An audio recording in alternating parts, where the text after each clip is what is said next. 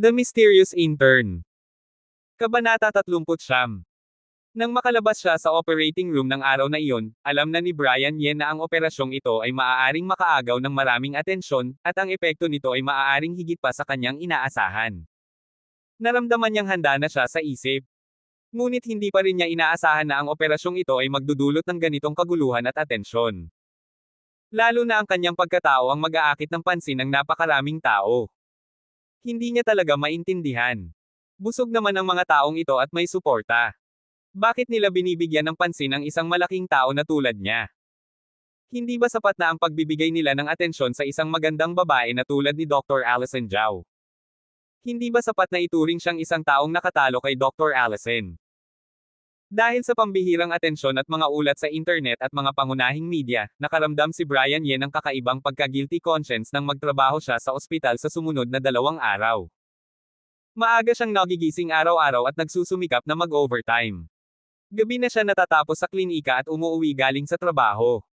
Ngunit ang nagpapasaya at nagpapasalamat sa kanya ay sa pamamagitan ng balita mula kay Dr. Allison, nalaman niya na maayos naman ang paggaling ni Renato Huang mula sa operasyon. Ayon sa sitwasyong ito, halos, konserbatibong pagtatansya at pagmamasid ulit. Makakaalis na siya sa ICU sa loob ng 2 o 3 araw, at pagkatapos ay halos gumaling sa loob ng 2 hanggang 3 linggo. Ang 5-year survival rate pagkatapos ng operasyon ay medyo positibo rin, at dapat ay higit sa 80%. Para maiwasan ang mga taong nagmamalasakit sa kanya, at para maiwasan ang sentro ng bagyo, hindi na naglakas loob si Brian Yen na pumunta sa ICU para obserbahan ang kalagayan ni Renato Huang. Ang lahat ng impormasyon ay nakikipag-ugnayan lamang sa pamamagitan ni Dr. Allison Zhao. Gayunpaman, hindi na niya kailangang makita si Renato Huang ng personal. Para sa post-operative care, pinagkakatiwalaan pa rin niya ang kakayahan ni Dr. Allison Zhao. Naniniwala siya na kahit siya mismo ang humawak nito, baka hindi pa niya magawa ng mas mahusay kaysa kay Dr. Allison. Pinuri siya ng mga eksperto at media hanggang langit, ngunit malinaw sa kanya ang kanyang timbang. Sa mga tuntunin ng surgical techniques, tiwala siya sa kanyang sarili. Ang napakaraming taon ng pagsasanay ay hindi nasayang. Sa loob ng napakaraming taon, nakagawa na siya ng napakaraming mahirap at napakahirap na operasyon, tiwala pa rin siya, kahit anong larangan ng surgery, may tiwala siyang hamanin. Ang kanyang talento sa surgery, maging ang matandang lalaki na naging napakahigpit sa kanya noon, ay pinuri siya ng higit sa 1 beses, na sinasabing siya ay may pambihirang talento at isang likas na henyo sa surgery. Ngunit pagdating sa tunay na komprehensibong kasanayan sa medisina, alam niyang may mga kakulangan siya. Ano man ang larangan, tiyak na hindi siya maihahambing sa mga nangungunang eksperto na dalubhasa sa larangang iyon. Pumasok na siya ngayon sa Department of Respiratory Medicine, kasama na ang posibilidad na subukang hamanin ang ibang mga departamento sa hinaharap. Sa isang kahulugan, sinusubukan niyang bumawi sa kakulangan na ito at palakasin ang komprehensibong teoretikal at praktikal na pundasyon ng medisina.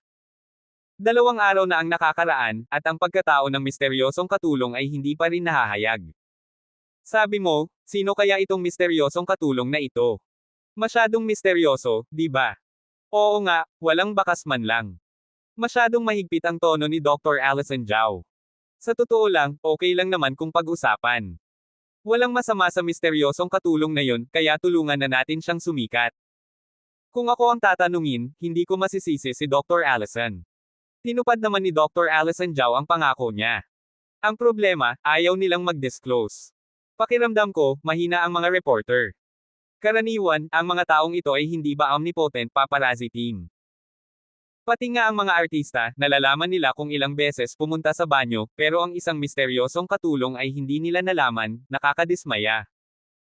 Tanghali na, si Brian Ye, nakakatapos lang kumain, ay naglalakad papunta sa inpatient department at susuriin ang silid. Pagkatapos makita ang kalagayan ng mga pasyenteng kanyang ipinasok kamakailan, narinig niya ang grupo ng mga kasamahan na nag-uusap sa opisina. Nang marinig ang mga usapang ito, hindi maiwasang makaramdam si Brian Yen ng pagkainis. 2 araw na ang lumipas, pinag-uusapan pa rin ng mga taong ito ang bagay na ito, walang katapusan, kailan kaya sila titigil. Pagtalikod, nagplano si Brian Yen na umiwas sa opisina at dumiretso sa ward. Dr. Ye, nandito ka na pala. Ngunit bago pa siya makahakbang, nakita niya ang papalapit na si Dr. Lee at ngumiti kay Brian Ye, bakit hindi ka pumasok sa pinto? Bakit? Matagal na akong wala, buhay pa pala ako. Habang sinasabi niya iyon, inilagay niya ang mga balikat ni Brian Ye at tinulak siya patungo sa opisina.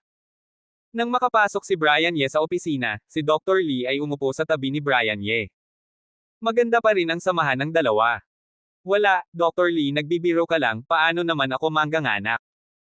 Kailangang tiisin ni Brian Ye at sumunod kay Dr. Lee papasok sa opisina. Oh, Dr. Ye? Nandito ka na pala, bihira ka naming bisita. Nang makapasok si Brian, ang grupo ng mga doktor sa opisina ay masayang bumati sa kanya. Kahit alam nilang hindi maganda ang kalagayan ng pamilya ni Brian Ye, mahirap ang pamilya nito, at medyo mahirap. Ang ilan sa kanyang mga kasamahan ay nagsabi kay Brian. Mayroong ilang diskriminasyon, ngunit ang ilan ay naging mas pamilyar kay Brian Ye. Akala ng mga taong ito na bata pa si Brian, may pangako, may kasanayan, hindi maabot, at may sense of distance, ngunit nang malaman na ang kalagayan ng pamilya ni Brian ay medyo ordinaryo, nakaramdam sila ng intimacy. Mga mahal kong kasamahan, bakit hindi kayo magpahinga sa tanghali? Ngumiti si Brian Ye. Haha, pinag-uusapan namin ang misteryosong katulong. Saka, Dr. Ye, alam mo naman siguro ang huling operasyon ni Dr. Allison Zhao, di ba? Sino sa tingin mo ang misteryosong katulong na ito? Ngumiti si Dr. Che at biglang nagtanong. Ang ibang mga doktor, kahit wala silang masyadong pag-asa kay Brian Ye sa kanilang mga puso, wala sa mga makapangyarihang reporter ang nakahukay sa pagkatao ng misteryosong katulong na iyon. Alam lang ni Brian Ye ang trabaho niya at hindi interesado sa mga balita o chismis. Paano malalaman ng mga workaholic? Ngunit hindi pa rin nila sinasadyang tumingin kay Brian Ye nang may pag-usisa, gustong marinig ang kanyang opinyon. Ano ba talaga ang kinatatakutan? Nang marinig ang tanong ni Dr. Che, hindi maiwasang mapangiti si Brian Ye. Mabuti na lang at hindi ito ang unang beses na nahaharap siya sa problemang ito. Sa mga nakaraang araw, ilang tao na ang nagtanong sa kanya ng tanong na ito, kasama na ang mga nasa outpatient clinic. Si Nurse Sarah Lynn, Miss He, at halos lahat ng nagtatrabaho sa outpatient clinic, ay nagtanong sa kanya, maging ang maliit na nurse na nakilala si Nurse Olga Su noong kainan. Ito. Malamang si Dr. Allison Zhao lang ang nakakaalam. Sumagot si Brian gamit ang sagot na paulit-ulit na niyang sinagot. Talaga. Alam ko na mula sa bibig niya, walang makabuluhang sagot. Ang mga mukha ng grupo ng mga doktor ay nagpakita ng isang di inaasahang ekspresyon. Saka, tungkol naman kay Dr. Brian Ye, narinig ko na nag-leave si Dr. Brian 2 araw na ang nakakaraan. Ang mga doktor na lubos na nadismaya kay Brian Ye ay ayaw nang makipag-usap kay Brian tungkol sa misteryosong katulong. Pagkatapos ng doktor na nagtanong kanina, matapos na sampelan ang sarili sa puso, bigla siyang may naalala, biglang lumiwanag ang mga mata niya, at nagtanong gamit ang isang masamang tingin sa mukha. Oo nga, Dr. Brian, bihira kang mag-leave. Pero huwag mong sabihin sa amin, anong klaseng dokumento ang gagawin mo, hindi kami maniniwala, sabihin mo lang ang totoo, ano ang ginawa mo. Nag-blind date ka ba? Kumusta naman ang babae? Parang gusto mong tawagan. Biglang nagkaroon ng sigla ang lahat ng doktor at tumingin kay Brian Ye ng may mainit na ekspresyon. Blind date. Kaya nilang isipin iyon. Ang lalaki talaga ng mga taong ito. Nang makita ang malabong ekspresyon sa mga mukha ng grupong ito ng mga kasamahan, hindi maiwasang mawala ng salita si Brian Ye. Dr. Ye, hindi ko maintindihan. Nang makita ang katahimikan ni Brian Ye, lumiwanag ang mga mata ng mga doktor. Mga mahal kong kasamahan, ako pala ang nasa operasyon noong araw na iyon, at ako ang misteryosong katulong. Pakisiguradong ilihim ito ng mga kasamahan, huwag sabihin sa iba, ayaw kong masyadong mapublicize. Tiningnan ni Brian Ye ang grupong ito ng mga kasamahan na may itsura na parang takot na magulong ang mundo, at gumalaw ang kanyang puso, at bigla siyang nagsalita sa kanila ng may pagkaseryoso. Dahil kung mag-iisip din naman ang mga taong ito, edi mag-iisip din siya. Ano? Ano ang sinabi niya? Tunay nga, nang marinig ang mga salita ni Brian Ye, nanahimik ang lahat ng kanyang mga kasamahan, at ang mga ekspresyon sa kanilang mga mukha ay biglang nanigas. Ang mukha ng bawat isa ay isang itsura na parang mali ang kanilang narinig. Haha! Dr. Ye, matagal na kitang hindi nakita, naging nakakatawa ka na pala. Tutulungan din kitang ilihim ito. Haha! Oo nga, Dr. Ye, hindi ka pwedeng magbiro. Ikaw ang misteryosong katulong. Buti na lang at naglakas loob kang sabihin, bakit hindi mo na lang sabihin na ako ang misteryosong katulong? Haha! Oh! Hindi, mamamatay ako sa kakatawa. Dr. Brian. Hindi mo ba alam kung gaano karaming ngipin ang matatanggal sa kakatawa kung sasabihin mo ito? Pwede kang mamatay sa kakatawa, alam mo ba? Pagkatapos maghintay ng ilang sandali, biglang gumaling ang lahat ng mga doktor, na parang nakarinig sila ng isa sa mga pinaka-nakakatawang biro sa mundo, itinaas nila ang kanilang mga ulo at tumawa, lalo na nang tiningnan nila si Brian ng seryoso. Nang tiningnan nila, ang mga ngiti sa kanilang mga puso ay umakyat ng walang tigil. Nakakatawa si Brian Ye. Siya, isang respiratory physician, ay sinabing siya ang misteryosong katulong. Sa mundong ito, mayroon pa bang mas nakakatawang biro kaysa dito? Mas mahalaga, nagyayabang siya, nagbibiro, at sinasabing siya ang misteryosong katulong.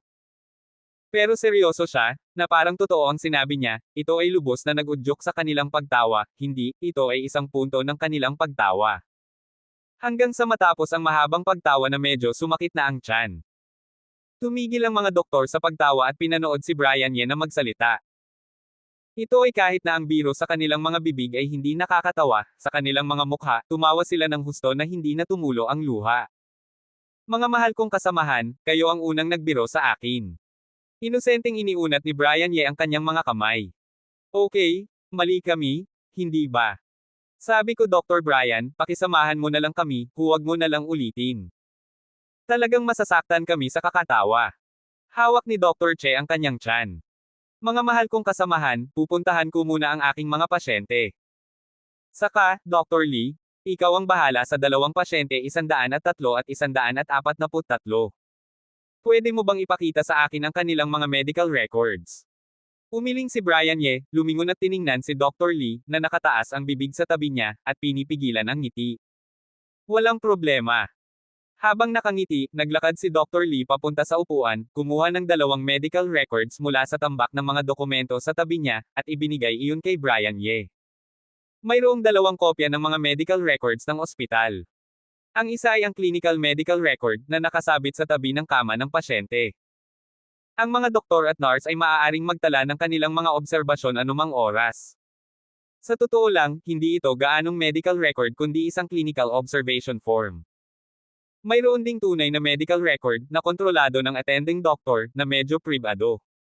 Karaniwan, ito ay sinusulat lamang ng attending doctor. Ang attending doctor ay responsable din sa ospital sa panahon ng pagpapa-ospital. Kapag na-discharge na, pwede nang kunin ng pasyente. Noong nakaraan, kapag pumupunta si Brian Ye sa ward rounds, nakakakita at nagsusulat siya ng mga suggestion, ngunit ang mga ito ay mga clinical records. Pagkatapos matanggap ang mga medical records ng dalawa, hindi pinansin ni Brian Ye ang mga kasamahan na masayang tumatawa sa tabi niya. Binuksan niya ang mga medical records at binasa iyon.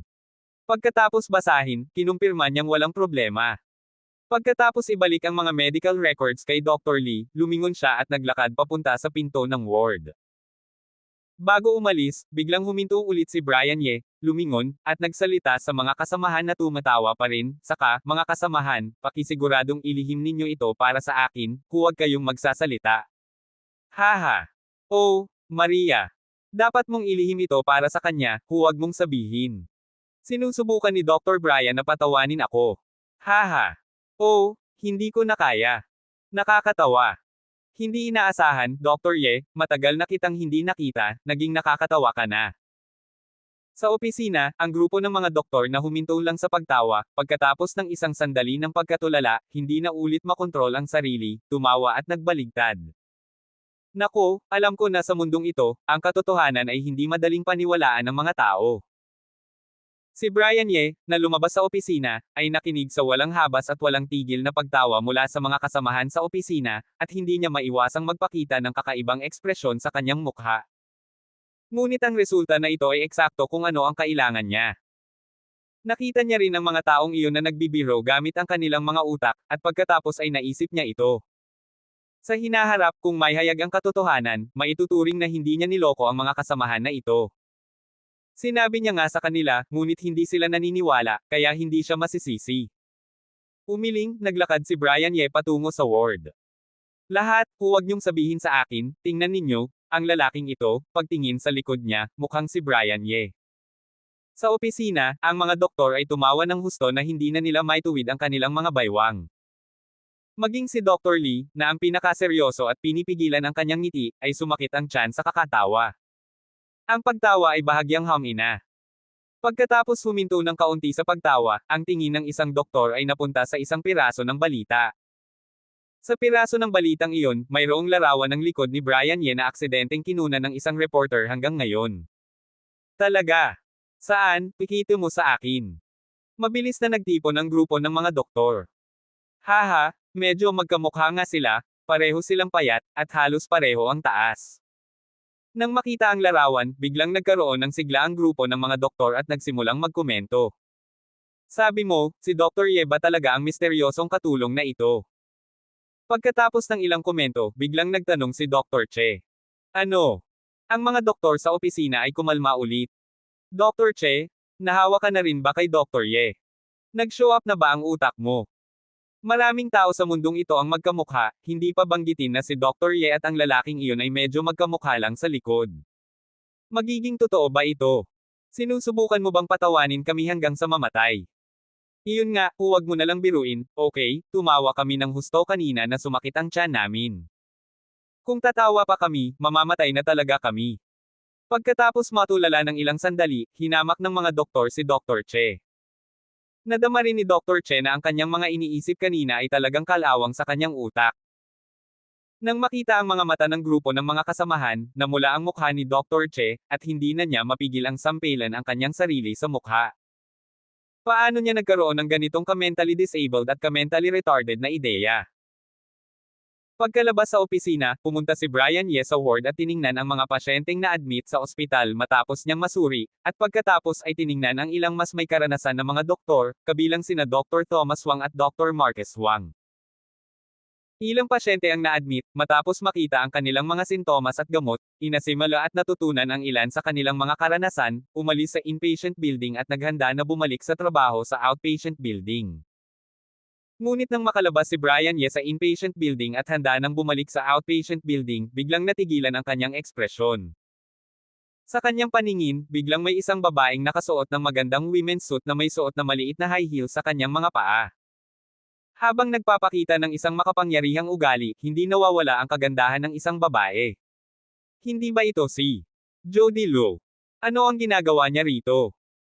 Kahit na hindi niya nakita ito ng ilang buwan, ang imahe at ugali ni Dr. Jody ay naiiba na sa dati, ngunit nakilala niya ito sa isang sulyap. Ang babaeng ito ay nakipagtulungan sa kanya noong nasa Country M siya.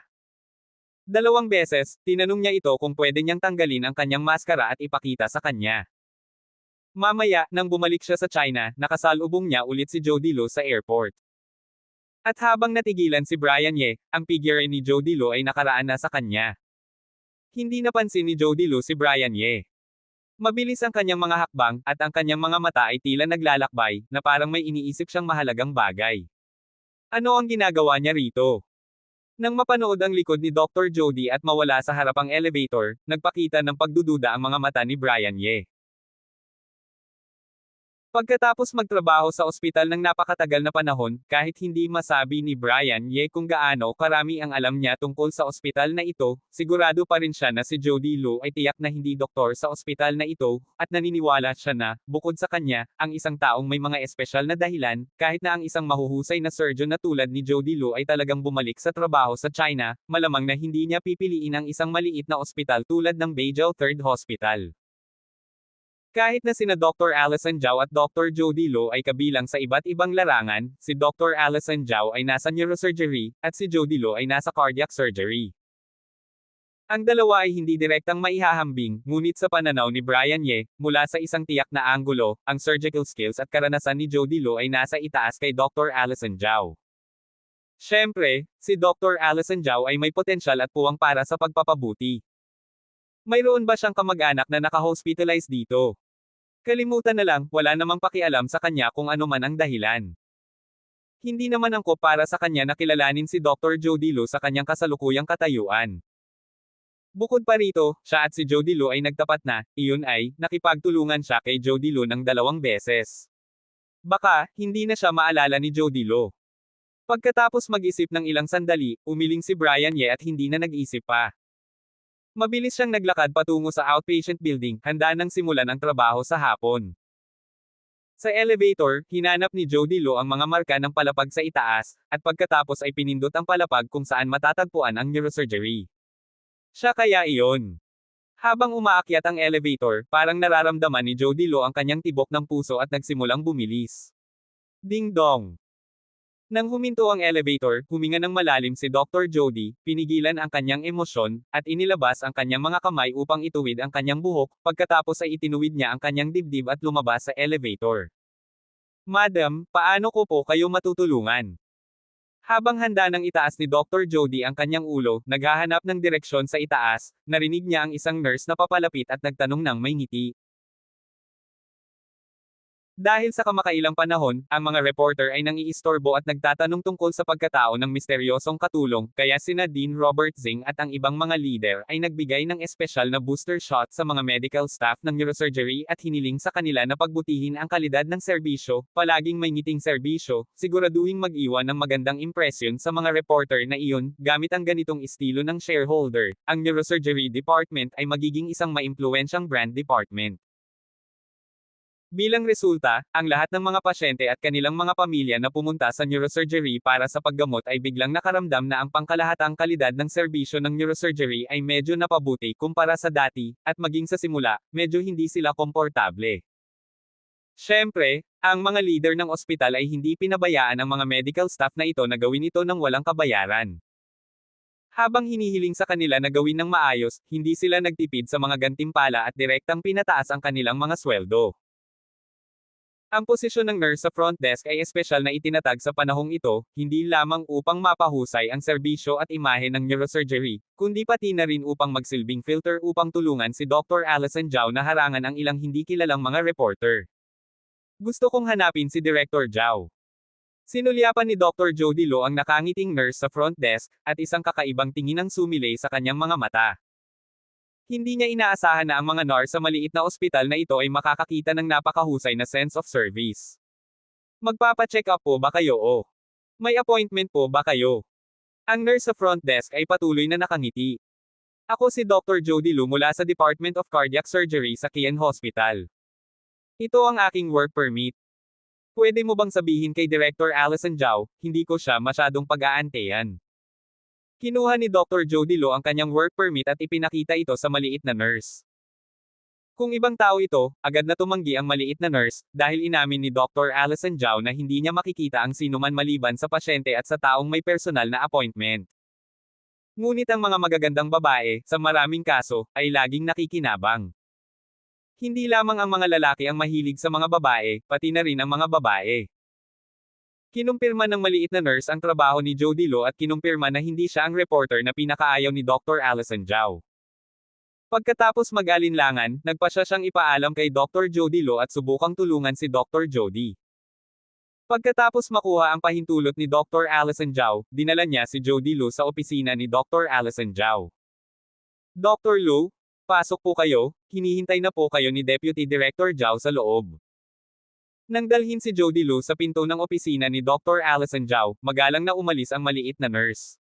Sige, salamat. Nagpasalamat si Jody Lo sa maliit na nurse, at pagkatapos mapanood siyang umalis, huminga siya ng malalim, inayos ang kanyang emosyon, at naglakad patungo sa opisina ni Dr. Allison Zhao. Director Zhao, hello. Ako po si Jody Lo, humihingi po ako ng paumanhin sa pag-istorbo.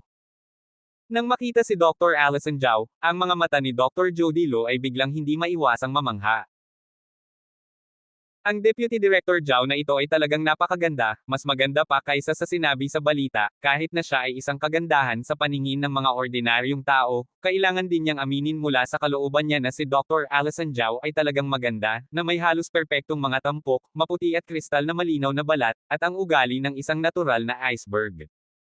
Ngunit hindi naman siya lalaki, at wala siyang mga espesyal na libangan.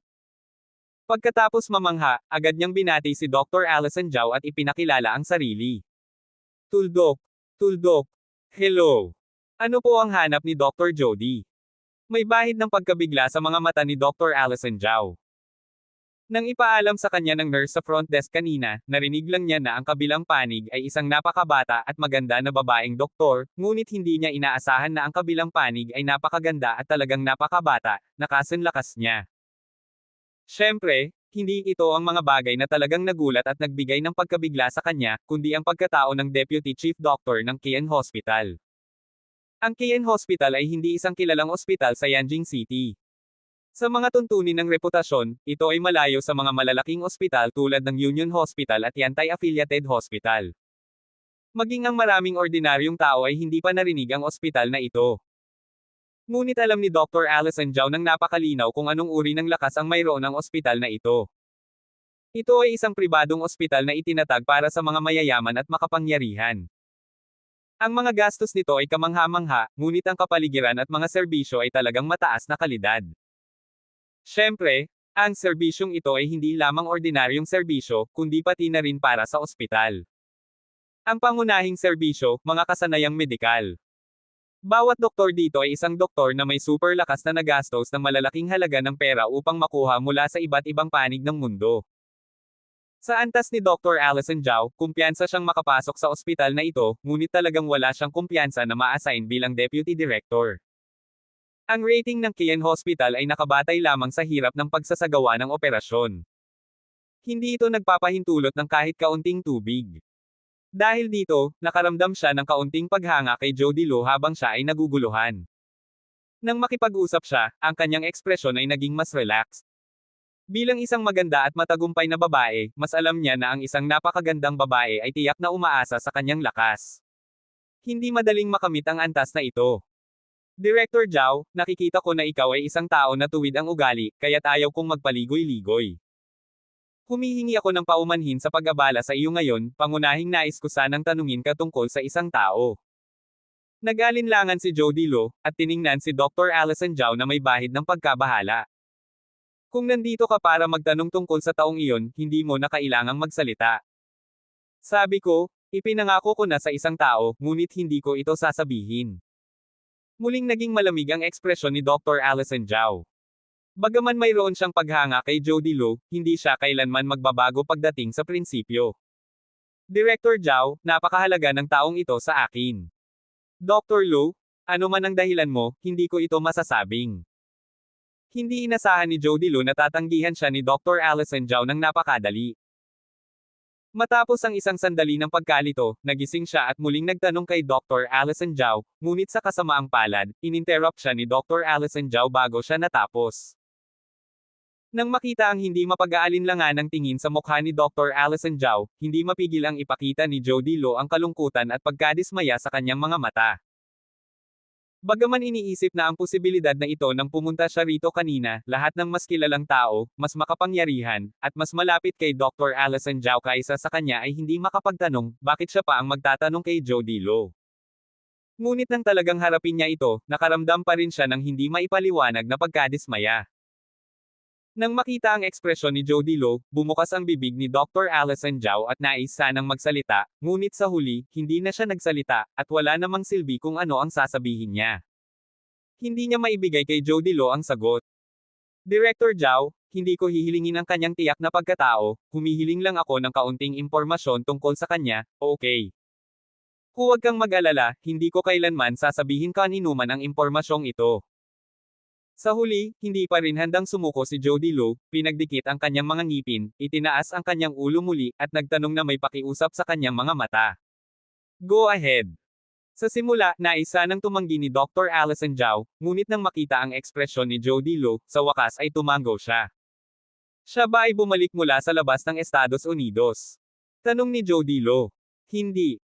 Umingit si Dr. Allison Zhao, tinignan si Jody Lo at nagdagdag, siya ay bumalik mula sa England. Snap! Upang makumpirma na ang sagot ni Dr. Allison Zhao ay isang seryosong sagot, nanatili si Jody Lo doon, ang kulay sa kanyang mukha ay agad na naging mapotla, at ang ekspresyon sa kanyang mga mata ay napuno ng pagkadismaya. Ang handbag ay nahulog sa lupa sa isang iglap, at hindi niya na ito napansin. Nakatitig si Dr. Allison Zhao kay Jody Lo na parang naguguluhan, at may bahid ng pagkagulat sa kanyang mga mata. Sa puntong ito, kahit na siya ay bobo, malamang ay nahulaan na ni Dr. Allison Zhao na si Jody Lo ay naghahanap ng isang tao, at ang taong iyon ay napakahalaga sa kanya. Pumunta siya kay Dr. Allison Zhao dahil pinaghihinalaan niya na si Brian Ye ang taong hinahanap niya. Sa ngayon, ang kanyang sagot ay malinaw na nagbigay ng pagkadismaya kay Jody Lo. Ang hinahanap ni Jody Lo ay isang taong bumalik mula sa Country M. Pasensya na, Deputy Director Zhao, nawalan ako ng ulirat. Matapos ang ilang sandali, nakabawi si Jody Lo, kinuha ang kanyang handbag, at nagbigay ng paumanhin kay Dr. Allison Zhao. Walang anuman. Humingi si Dr. Allison Zhao. Bagaman sa kanyang puso, medyo naguguluhan siya kung sino ang taong hinahanap ni Jody Lo, ano ang relasyon nito sa kanya, ano ang kwentong naroon, bakit hindi siya makontak, at bakit pinaghihinalaan ni Jody Lo na si Brian Ye ang taong iyon, ngunit hindi siya nagtanong kay Jody Lo, hindi siya kailanman nagkaroon ng ugali na magtanong tungkol sa pribadong buhay ng iba. Dr. Zhao, salamat sa paglalaan ng oras upang makita ako at sagutin ang aking mga pagdududa sa iyong abalang schedule. Hindi ko naaabalahin ang iyong trabaho ngayon. Sana ay magkaroon tayo ng pagkakataon sa hinaharap upang makipag-ugnayan muli kay Deputy Director Zhao. Matapos makumpirma ang sagot, nagpaalam si Jody Lo kay Dr. Allison Zhao. Bagaman siya rin ay isang doktor, isang maganda at batang babaeng doktor, at isang surgeon, nakaramdam siya ng ilang mga bihirang pagkakatulad mula kay Dr. Allison Zhao. Sa kanyang puso, talagang umaasa siyang magkaroon ng kaunting komunikasyon kay Dr. Allison Zhao, ngunit alam din niyang hindi angkop ang kanyang kasalukuyang estado para sa anumang komunikasyon. Oo, pupunta ako kay Dr. Lo para humingi ng payo at aralin kapag nagkaroon ng pagkakataon. Tumango si Dr. Allison Zhao at bihirang nagbigay ng isang magalang na pahayag. May mga tao na matagal nang kilala siya, ngunit ayaw mo talagang magsalita sa kanya kapag nakita mo siya, ngunit para sa ilang tao, sa sandaling makilala mo ang isa't isa, gusto mong makipag-ugnayan sa kanya. Para kay Dr. Allison Zhao, si Jody Lo ay nabibilang sa mas kaunting tao sa huling kategoryang ito. Hindi siya. Talagang hindi siya. Nang lumabas siya mula sa opisina ni Dr. Allison Zhao, ang mga mata ni Jody Lo ay tila nawawala pa rin. Sa katunayan, isipin mo, ang mundong ito ay napakalaki, may mga dalubhasa at talento saan man, paano niya maisip na ang taong ito ay siya lang batay sa kanyang mga kahangahangang kasanayang surgical. Ang loika na ito ay talagang hindi maayos. Hanggang sa ang maliit na nurse ay humarap upang tulungan siyang ipindot ang elevator nang siya ay naglalakad patungo sa elevator, nakabawi si Jody Lo ng kaunti, na may nakakaasar na ekspresyon sa kanyang mukha. Dahil hindi siya nasa larangan ng neurosurgery, hindi niya napansin ang balita tungkol sa operasyon sa simula. Hindi siya nagkaroon ng pagkakataon na makita ang balita at unawain ito. Matapos ang isang operasyon, nang hindi alam kung bakit, sa kanyang puso, kusa siyang naisip ang doktor na si Dr. Z sa Estados Unidos, at tila mayroon siyang matinding intuition na sinasabi sa kanya na ang misteryosong katulong na ito ay ang misteryosong doktor na si Nash. Pareho silang may napakabihirang estilo, at ang kanilang mga teknik ay kapwa napakahusay. Halos walang pag-aalinlangan, kaya't agad siyang pumunta rito. Sa huli, hindi niya inaasahan na ang kanyang makukuha ay isa pang pagkadismaya. Tunay nga, ang mas mataas na pag-asa, mas mataas na pagkadismaya. Nang lumabas siya mula sa Beijing 3rd Hospital, naramdaman ni Dr. Jody Lo ang hindi maipaliwanag na lasa sa kanyang puso, at muling lumitaw ang isang bahid ng pagkaasar sa kanyang mukha. Oh, Dr. Brian, ang aga mo namang umuwi ngayon. Swerte! Sa hapon, halos lahat ng nakarehistrong pasyente ay mga respiratory infections, bronchitis, at iba pang simpleng karamdaman. Bihira si Brian Ye na makaalis mula sa morning shift at umuwi bago mag-anim ng gabi. Nang nag-impake sila ng kanilang mga gamit at lumabas mula sa opisina, ang mga kasamahan sa outpatient clinic ay lahat na mangha. Mukha silang may nakita na multo nang huli nilang marinig ang pag-alis ni Brian Ye. Dr. Brian, hindi ako sanay na umuwi ka ng maaga. Maging si SG. Ruben Mang ay nagbiro kay Brian Ye. Si Brian Ye mismo ay nakakaramdam ng kaunting kakaiba. Sa totoo lang, matagal na siyang hindi umuwi ng maaga mula nang tumawag siya sa klinika para magtapos ng trabaho. Maaga akong umuwi ngayon. Gusto mo bang kumain ng mas masarap at ipagdiwang ito? Gusto mo bang tanungin si Michelle kung libre siya? Habang papasok sa elevator, hindi maiwasang sumagi sa isip ni Brian Ye ang mga kaisipang ito, ngunit ang kaisipang ito, agad na nawala sa kanyang isip. Kalimutan na lang, umuwi na lang at magbasa ng libro. Nabanggit na, hindi pa niya natatapos ang pagbabasa ng mga TCM monographs na binili niya noong nakaraan. Bukod dito, dumating na rin ang mga pinakabagong NEJM, Lancet, JAMA, at BMJ, at hindi pa niya lahat nababasa. Ding dong! Habang nag-iisip si Brian Ye, tumunog ang elevator bell. Doc Wesley, Ikaw na muna. Oo, Doc Wesley, pakiusapan. Bago pa man bumukas ang pinto ng elevator, isang grupo ng mga maingay na tinig ang pumasok. Mukhang magandang araw ito. Matapos suriin ang mga kwarto kaninang tanghali, nakasalubong ko ang isang kakilala si Joe Dilo. Ngayon, sa susunod na morning shift ngayong hapon, nakasalubong ko ang isa pang kakilala. Nang bumukas ang pinto ng elevator, agad na nakita ni Brian Ye si Wesley Zing, isang dating kasamahan sa parehong departamento. Nang maglaon dahil sa kanyang makitid na pag-iisip, sinubukan ni Dr. Thomas Wang na magplano laban kay Brian Ye sa welcome banquet para kay Brian Ye, ngunit na ipagtabuyan ito ni Brian Ye. Si Wesley Zing, isang matagal ng kakilala, na dumating para turuan siya ng leksyon. Sa likod niya, isang grupo ng mga doktor ang nakapaligid sa kanya na parang mga bituin na humahawak sa buwan.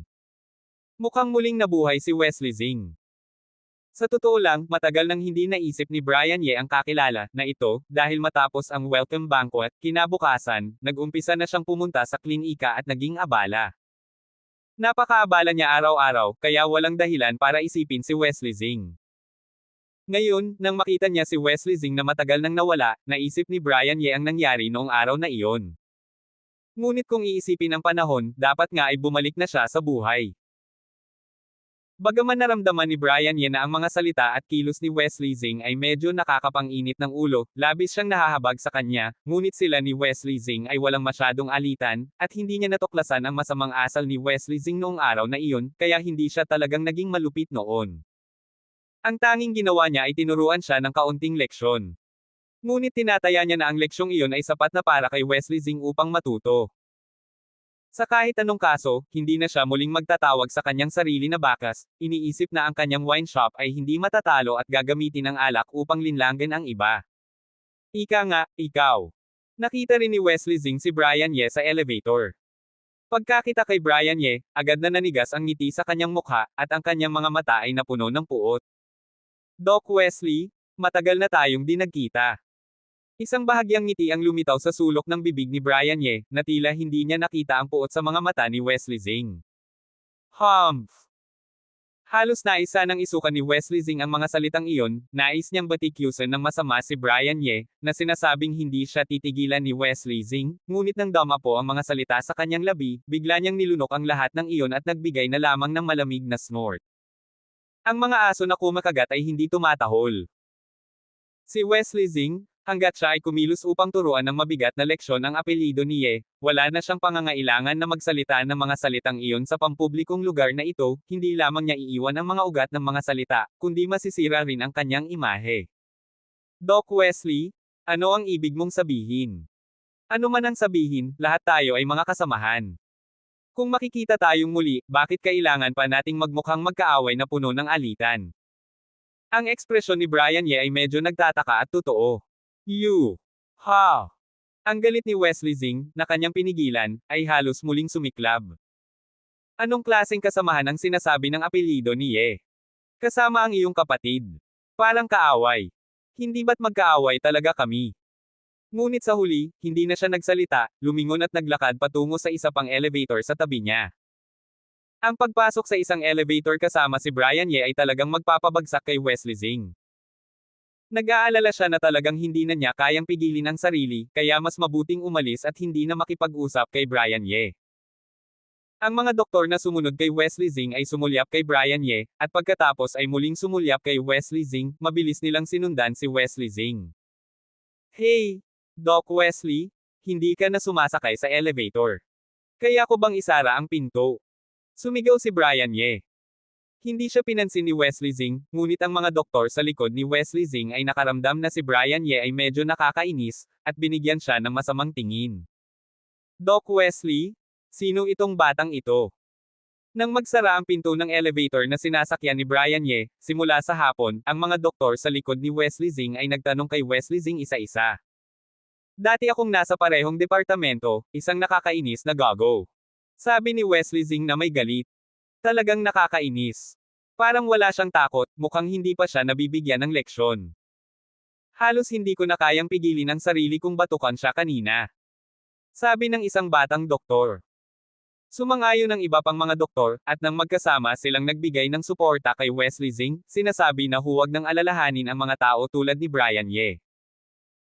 Nang makinig si Wesley Zing sa mga papuri ng mga doktor sa paligid niya, unti-unti siyang nakaramdam ng kaunting ginhawa, ngunit ang kanyang mukha ay nananatiling madilim, at ang kanyang mga mata ay puno ng ulap. Naisip ang ngiti ni Brian Ye sa kanyang mukha kanina, parang kumain siya ng langaw at labis na hindi komportable. Hindi makatarungan na ang lalaking si Hubert Pai ay hindi pa kumikilos.